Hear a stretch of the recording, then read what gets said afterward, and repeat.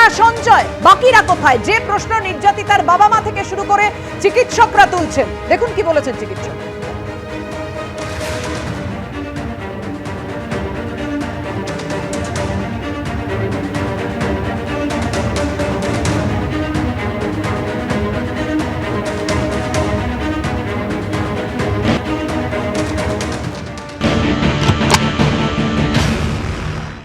আমরা অবশ্যই অখুশি, কারণ আমাদের কোনো রকম তদন্ত ছাড়াই মাননীয় মুখ্যমন্ত্রী যে কথাটা প্রথম দিন বলে দিয়েছিলেন যে এই সঞ্জয় রায় দোষ করেছে, একে ফাঁসিতে লটকে দাও, আজকে এই বিচারের নামে যেটা হচ্ছে সেই জায়গার দিকেই যাচ্ছে।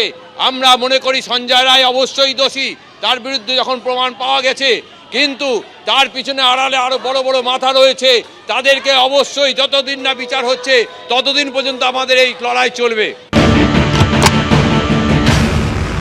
আমাদের হাতে এই যে লিফলেট আছে, এখানে আমাদের অনেক প্রশ্ন আছে, যে প্রশ্নগুলোর উত্তর পেলাম না। সঞ্জয় রায়ের শাস্তি হয়ে যাচ্ছে, ঠিক আছে, সেটা খুব ভালো কথা, কিন্তু আমাদের যে জায়গাতে সন্দেহ ছিল যে এটা একজনের কাজ নয়, সম্ভবত এটা একজনের দ্বারা সম্ভব কিনা, সেই নিয়ে আমাদের যা যা প্রশ্ন ছিল সেই প্রশ্নগুলোর উত্তর এখনো পেলাম না। সিবিআই এখনো সাপ্লিমেন্টারি চার্জশিট দিল না, সন্দীপ ঘোষ এবং তারা থানার ওসি এখনো দোষী সাব্যস্ত হলো না। দেখুন, আজকে যে রায়দান রয়েছে সেখানে সঞ্জয় রায়কে শাস্তি দেওয়া হয়েছে, ঠিক আছে, সঞ্জয় রায়কে তার বিরুদ্ধে বায়োলজিক্যাল এভিডেন্স আছে, সে দোষী সাব্যস্ত হয়েছে, তার শাস্তি। কিন্তু আর কারা কারা জড়িত? একজন সিভিক ভলেন্টিয়ার, সে কিভাবে জানলো যে 4 তলার সেমিনার রুমে একজন মহিলা ডাক্তার ঘুমিয়ে রয়েছে? কারা আত্মহত্যা বলে চালানোর চেষ্টা করলো? কারা কোন উদ্দেশ্যে আত্মহত্যা বলা হলো তথ্য প্রমাণ লোপাট করলো? মিশ্র ডিএনএর উপস্থিতি কোথা থেকে আসছে? সেমিনার রুমে ধস্তাধস্তির চিহ্ন নেই, সিএফএসএল রিপোর্ট বলছে। তাহলে কোথায় হলো প্লেস অফ অকারেন্স? ফলত প্রকৃত অপরাধী যারা প্রত্যক্ষ পরোক্ষভাবে এই ঘটনার সাথে যুক্ত, তারা সবাই যতদিন না শাস্তি পাবে ততদিন অবধি তো স্বস্তির কোনো জায়গা নেই।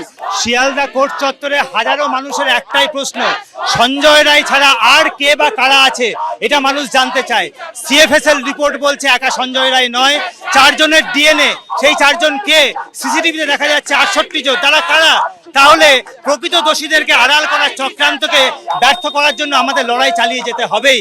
সঞ্জয় রায় ছাড়া বাকি কারা, তারা ধরা পড়তেই হবে, না হলে অভয়ের আত্মা শান্তি পাবে না। এটা তো বিচারের নামে একটা প্রহসন হলো, পার্স হলো।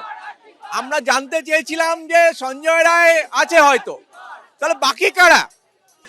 আজকে সিসিটিভি ফুটেজ অনেকাংশে ধ্বংস করেছে, তারপরেও 68 জনের গতিবিধি সেখানে রয়েছে, তাদেরকে আজকে ইন্ট্রোগেট করা হলো না কেন? এদেরকে ইন্ট্রোগেট করে আজকে যদি কমপ্লিট চার্জশিট আজকে হতো, সিবিআই যদি সেটা করতো, তাহলে কিন্তু আজকে কমপ্লিট বিচারটা পাওয়া যেত, ন্যায্য বিচার বলতে যেটাকে বোঝায় সেটা পাওয়া যেত। এটাতে তারা একজনকে আজকে দায়ী করে তাকে আজকে শাস্তি ঘোষণা করে আজকে মূল অপরাধী যারা রয়েছে তাদেরকে আড়াল করার চেষ্টা করছে। আজকে আমরা বলতে চাই যে বাংলার মানুষ, চিকিৎসক সমাজ এতে কিন্তু ভুলবে না।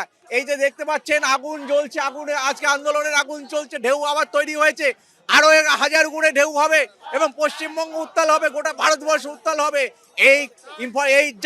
এই বার্তাটাই শুধুমাত্র ওদেরকে আমরা দিতে চাই, শাসককে। আজকের এই রায়ে কোনোভাবে সন্তুষ্টের কোনো জায়গা নেই, বিচারের নামে প্রহসন মাত্র, এবং যতক্ষণ না পর্যন্ত জাস্টিস ডেলিভার হচ্ছে আমাদের প্রশ্নের সঠিক উত্তর পাওয়া যাচ্ছে কিভাবে এবং কি কারণে অভয়াকে খুন করা হলো, এবং ক্রাইমের ক্রাইমটা কোথায় কমিট করা হলো, কিভাবে হলো, কারা কারা জড়িত। ইতিমধ্যে আমরা অনেকবারই জানতে পেরেছি যে এক বা একাধিক মানুষ জড়িত, তাহলে তারা কারা? মূল জায়গাটা রয়ে গেল যে আমরা মনে করি যে এই ঘটনার সঙ্গে প্রত্যক্ষভাবে এবং পরোক্ষভাবে আরো অনেকে জড়িত আছেন। প্রমাণ লোপাটের অভিযোগ অনেকের বিরুদ্ধে আছে। সেন্ট্রাল ফরেনসিক্স ল্যাবরেটরির রিপোর্ট, একাধিক ব্যক্তির ওখানে প্রমাণ তারা দিয়েছে। ঘটনাটি ঘটেছে বলে বলা হচ্ছে, সেইখানেই ঘটেছে কিনা এটা নিয়ে সন্দেহ প্রকাশ করা হয়েছে।